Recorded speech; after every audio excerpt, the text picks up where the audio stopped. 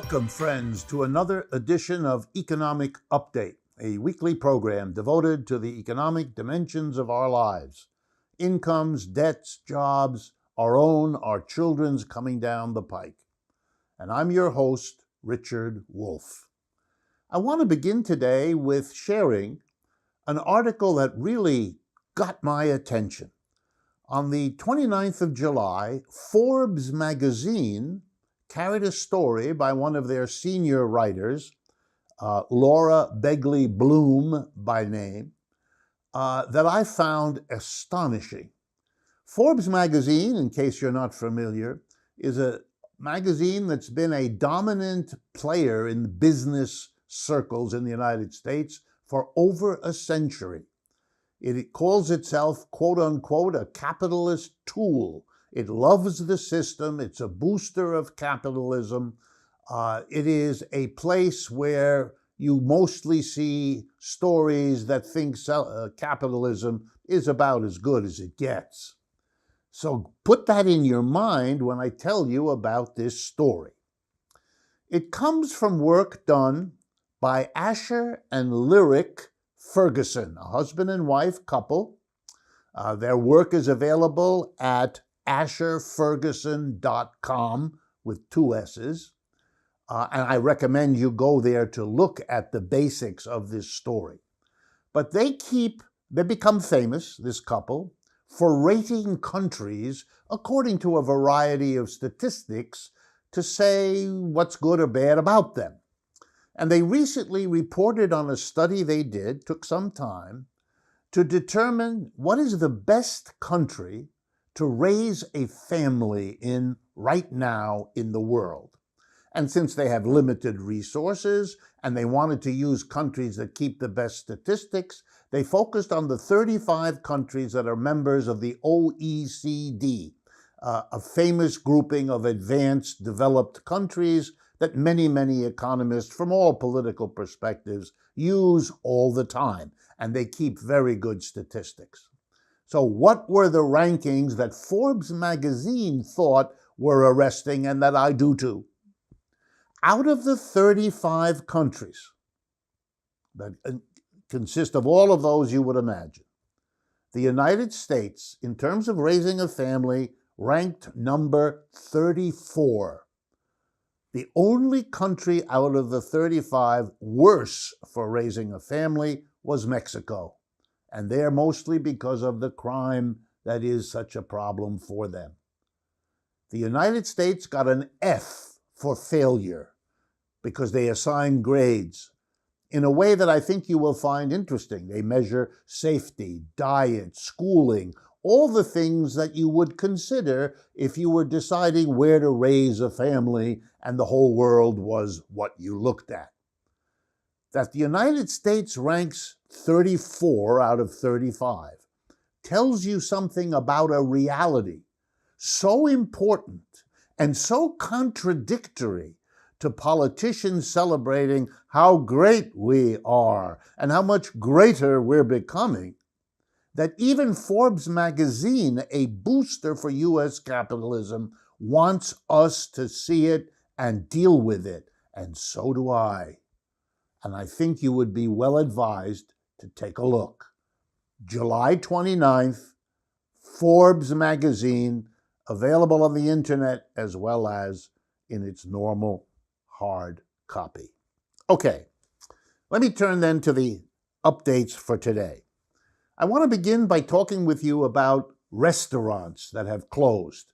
They have been one of the great victims of all of that has happened from the pandemic and from the economic crash. I want to give you an idea just of a few of the chains that have either declared Chapter 11 bankruptcy or have shut down. Chuck E. Cheese, Le Pain Quotidien, Vapiano, Bravo and Brio, the NPC Corporation, which is one of the largest franchisor of thousands of Pizza Hut and Wendy's restaurants across the United States. California Pizza Kitchen, where I learned an interesting statistic that this pizza place, 80% of its business was dining in, which means they cannot survive, which is why they've declared bankruptcy, from takeout. Even if takeout expands, they're not going to survive, losing 80% of their business. Dunkin' Donuts has announced it's closing 800 stores in the United States and another 350 abroad. McDonald's is closing all 200 stores that are mostly in Walmarts across the country. I mean, this is catastrophe, and it affects restaurant workers who are among the lowest paid in our country. But the contagion from this is even worse. As these restaurants come back over the next year or two, if they do, many will not, they will be pressing their workers to work longer hours at lower pay in order to survive and make up for some of the losses they have already suffered. Benefit cuts, wage cuts, all of it. And this is going to cause not just pain for the workers affected, but the landlords in the buildings where these restaurants are located. They're not going to get their rent, and they're sure not going to get the rents they used to get. And the neighborhood businesses that counted on restaurant visitors for part of all of them are dealing with the fallout. This could have and should have been prepared for. Plans should have been in place to deal with either the pandemic causing this or the economic crash, let alone both together. But they weren't. And so these industries are suffering disproportionately. And as I'll show you later in the program, even as these folks suffer the most through absolutely no fault of their own, there are other players in today's economy that are doing really well. And nothing in this capitalist system works out to have a community in which those who are doing well share with those who are suffering. Those doing well are doing well through no fault of their own, just like those who aren't. Then there is the coming tsunami, not my word, of evictions. Here's the problem. Many people have been unable to pay their rent or their mortgage payments for the last several months, April, May, June, July, and they probably won't pay in August either. And those are accumulating as debts. Now, the courts have been closed, and a number of governors and others have banned eviction proceedings in the courts, but those moratoria are drying up, and the evictions are coming. Is there a plan in effect in the nation that deals with this problem? No. Is there a program to help people through it? No. That is a catastrophe about America, even before the pandemic and the crash hit. And to underscore it, I'm going to compare us with France. Not because Europe is wonderful and the United States isn't, and not because Europe doesn't have many problems. It does. But here is an example of where we can learn something and where Americans need to understand where they are relative to others. For decades in France, the following law has been on the books. No such law exists in the United States. Here you go. Ready? You cannot evict a person, ready? Ever between November 1st and the end of March. And the reason in the law is clear. It's because it's cold outside. And so it has been illegal for anyone to be evicted during the cold months of the year in France. End of story. Who fought for that law in France? The socialists did, and they got it, and nobody has dared touch it since. Then there's the recent action of the socialist mayor of Paris, the capital of France. Her name is Anne Hidalgo, and she's quite famous. She announced there would be no evictions this year until October 31st. How cute. That's the day before the normal law kicks in on November 1st. In effect, the French will allow no evictions to even start until the end of March 2021. Now, that's a way to deal with the problem of eviction. Nothing remotely like that exists in the United States. Then I did another comparison. France last year, 2019, had 16,000 evictions that actually happened. The United States, over the same period last year, ready, had 1.5 million evictions. I did the arithmetic. The rate of eviction per person in this country is 23 times greater than the rate of evictions in France per person. Think about it. I do want to take my hat off to the governor of Oregon, who has acted to prevent any evictions also until March of 2021. And there may be others, but of course it's haphazard. It depends on the politics of the governor and the legislature in each state. It should be a national program. It isn't, and that's a scandal. As I promised you, there are people doing real well, and for them, I wanted you to see things are really nice. So I discovered that the Bugatti car company, very famous for the super elegant cars it has always produced, makes available now something called, I'd never heard of this before, I admit, the Bugatti Baby, a small little car that doesn't go very fast, designed, according to the Bugatti company, for teenagers. It comes in 3 varieties that go slightly different speeds. And I just wanted to let you know they range from $35,000 for the teenage buggy at the bottom, then a $50,000 version, and then a $68,000 version for the Bugatti Baby for the teenager who has everything. It sells those cars because there are people doing so well during this catastrophe that they're buying Bugattis for their teenagers. The last update I have time for is the one that almost makes me gag. It's about the Pfizer Pharmaceutical company. About a month ago, Pfizer said to great publicity that they paid to get, how they weren't concerned about profits, they were focused on a vaccine for the pandemic.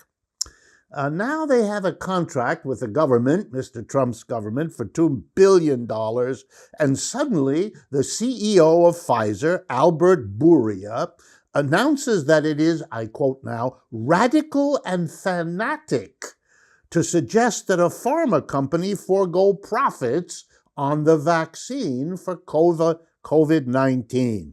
We have to make profits. Who do you think is finding vaccines? It's us profit companies. Profit is what you need to have. Gee, I thought to myself, profit is what led to us not being prepared for the COVID virus to arrive. Profit is what led people to fire 52 million people over the last 6 months. And profit is what making workers getting back to work have to suffer lower pay and lost benefits. You must be kidding, Mr. Bourla, but of course he wasn't. Business. We've come to the end of the first part of today's show. Please remember to subscribe to us on our YouTube channel. Follow us on Facebook, Twitter, and Instagram. Our website, democracyatwork.info, is where you can learn more about other Democracy at Work shows, our Union Co-op store, and the 2 books we've published, Understanding Marxism and Understanding Socialism. Last and not least, special thanks to our Patreon community whose invaluable support makes this show possible. Stay with us. We'll be right back with author and investigative journalist Nomi Prins.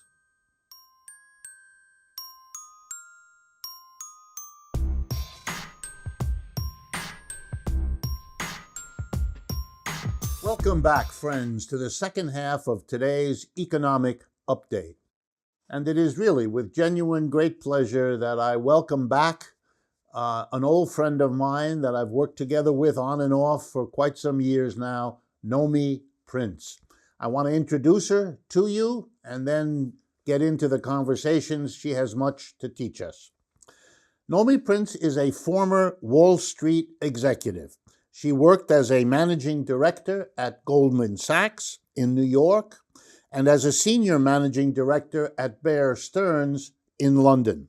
She also held posts with Lehman Brothers, long lamented, and the Chase Manhattan Bank, not yet lamented. She left Wall Street to become an investigative journalist, an author, an international speaker, and advisor on financial and economic matters.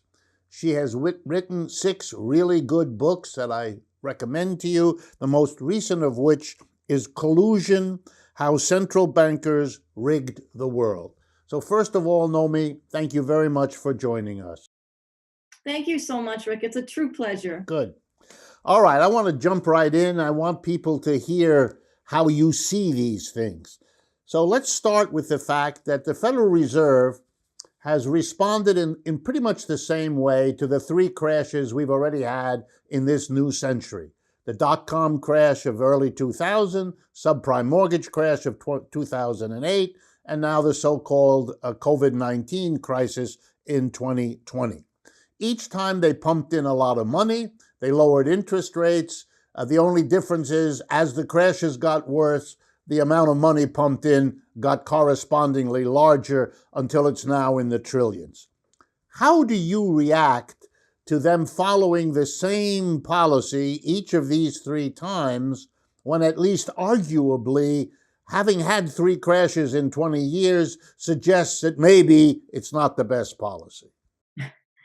Well, that's exactly right. And this particular go around, the Fed has more quickly and with more, let's say, exuberance, created more money out of nothing to effectively bolster up the stock markets and just financial assets. So whereas last summer, before we knew about COVID, August 2019, cast our minds back, their book, their balance sheet, the amount of assets that they had, treasury bonds, mortgage bonds that banks couldn't get rid of in the wake of the 2008 crash, was at about $3.7 trillion, a significant representative proportion of GDP. At the end of the year, end of 2019, because the economy wasn't as great as we were being told at the time, their book had grown to $4.1 trillion. Why? Because banks were having problems internally, and the Fed and the banks were saying everything was fine, even though they were growing their book to subsidize the banks. Come 2020, come the coronavirus pandemic, and in the space of less than a month, they managed to nearly double that $3.7 trillion of last August to over $7 trillion on their books, money created to buy stuff from the market and keep it on their books in that period of time. Now, they did not cause the virus, okay. However, their response, to your point, has been the same on steroids as it has been before. And that response does not repair, rejuvenate, restructure, or particularly help the real economy relative to the stock market and other financial markets. Tell me, are we then facing a bubble? Do you sense that this flood of money, which is clearly going largely into financial assets, including the stock market, and boosting it up so that we get this bizarre contradiction that so many people write to me about, the collapsing economy on Main Street all around them, the 52 million people filing for unemployment compensation, and a booming stock market that has basically recovered from the crash of March? Is this a bubble? Will it collapse? What is it we're seeing? It is a bubble and it will collapse. And that we have already seen from the prior crises and sub-crises of this century so far.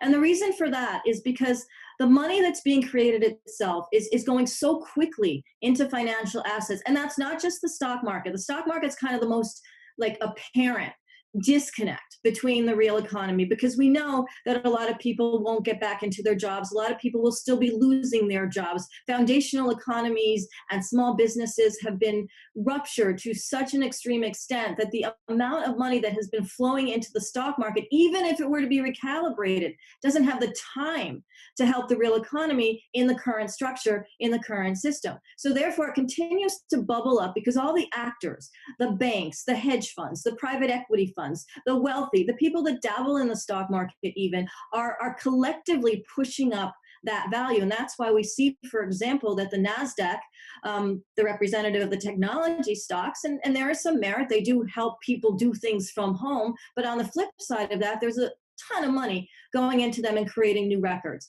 And that's why the Dow is up to almost where it was before the pandemic. That is a bubble. It does not represent the real economy. It doesn't even represent where the real economy is going to be in any sort of near future. And on top of that, we have a bubble in debt. Debt was already high. Public debt was already high. Corporate debt was already at record highs before this year began. Now we have a situation where, because of the Fed, and because the private banks want to make their money in fees for creating deals with their corporate customers, so at least somebody can make some money while some of them are closed, they are borrowing more debt. So as a result, in the first half of this year, the larger corporations in this country have already borrowed more because of the Fed's policies, because the Fed has said they will be there to help them if they need it, not just the government, the Fed.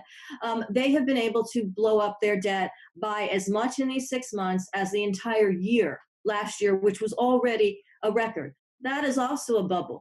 Bubbles with nothing beneath them at some point pop.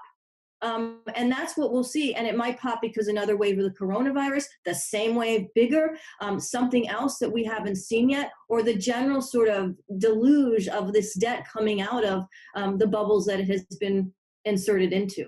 And these are problems because we're not repairing, we're not viewing, we're not looking at long-term strategies for the real economy, particularly in crisis, but even beyond that.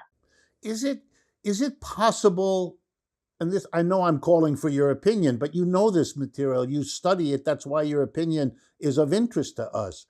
Is this a system so terrified about the crisis it's in that it simply will not look down the road? It has that view, if we don't get through this in the next X months, the future is irrelevant to us anyway because we're facing collapse. Are we at a point in American capitalism where that's the mentality of even the people sitting at the top and spouting off the usual patriotic junk? I think we are, and I think the caveat to that is that they don't have to think as much. They're allowed to get lazy about plans, about pushing for financing, about pushing for stronger foundational economic plans, because this extra help, the Fed, the Treasury Department with the Fed, the Congress with the Treasury Department with the Fed, the companies that basically take, inhale this cheap money and spout it out into their own share prices or into their debt or something like that down the line. They don't even have to think as much. So it's not even that they don't. Some don't. Some just look at the stock market as this be all end all of representing whatever they need to care about. But some others just, it's almost like they don't need to care because they don't have to put in the effort, because this backstop, because this sort of financial subsidy not only exists but has been proven time and time again to exist to the level, to the volume, to the amount that the market wants. All right, none of us has, you haven't, I haven't lived through whatever it means to speak of the end of an empire or the end of a system. But if I were asked to guess what kind of things one sees and experiences when a system is at its end, are we in that situation? We're in a situation where the system is desperately and continually trying to rejuvenate itself. Now, that might be a mark of any system, but the desperation element is something that happens when there is a shift in systems. That could be relative to capitalism, but I think it's more almost with respect to sort of how the superpowers, how countries are aligned with respect to each other. And I think that we are definitely on a point right now where the United States, for example, keeps on talking about things that could have been or might happen, or infrastructure plans, and this is both administrations, both parties, that aren't really materializing. Whereas there are some nations, and they are putting more money and more planning into sort of economic infrastructure. They might have other issues with sort of culture or people or freedoms, but there is this shift that's going on throughout the world. For example, even between the U.S. and China, or with India kind of peaking up in terms of how they look at planning, how they look at sort of using, really from a government standpoint, the strengths of their populations as well, with long-term strategies that can help an economy, that can help at least move forward the technologies. And I say that from the standpoint of health, fast trains, infrastructure technologies, as well as other types of social strategies that we're just not seeing in the United States in terms of really plowing in that kind of thought and that kind of capital. And I think that's where we're actually at a precipice right now of a shift. But then that would imply, if I'm hearing you correctly, that there's some sort of decline of capitalism in the West relative to its growth and development in the East, roughly speaking. And so that it isn't maybe the end of a system, but it's the exhaustion of one part of a system and the emergence of another. And if that's the case, what do you make of the symbolic actions of the Trump administration, whether it's closing the Chinese consulate in Houston, or the Huawei persecution, or now the TikTok maneuver? How does that play into your framework here? It's that desperation on the one hand of the Trump administration trying to figure out ways to sort of create a larger enemy out of an external country, as opposed to paying attention to what's happening internally. And so what's happened with respect to the trade wars, with respect to Huawei, with respect to TikTok, is that the Trump administration has decided to focus on external enemies and creating more of an enemy of an external, actually trading partner anyway, regardless of what they're saying and what they're doing, and the tariffs and the trade wars and everything. And that actually destabilizes the United States, because that's why we have, farmers not necessarily able to sell the produce that they have right now. Of course, we also have a virus, and we have other issues on top of that. People who are constructing things in small companies throughout the country and say, may need steel, but there's tariffs on it. I mean, all of this sort of way in which the administration has created a tariff war and a trade war is actually detrimental to the United States. And so it's really about a voter preference and sort of the playing to the base of the Trump administration, than thinking economically.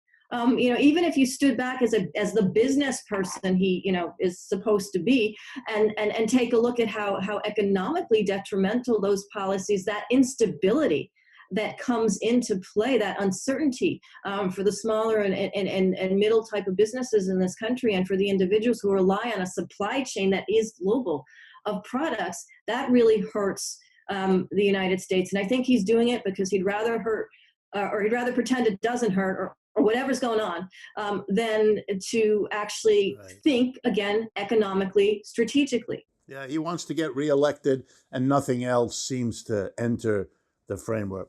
We've come to the end of our time, Nomi. Thank you very, very much. I commend all of our viewers and listeners to take a look at the work Nomi does. It's really unusual, an insider's perspective that is also critical. It's very special and very worthwhile. Thank you all for watching. I hope you found Nomi as interesting as I always do, and I look forward to speaking with you again next week.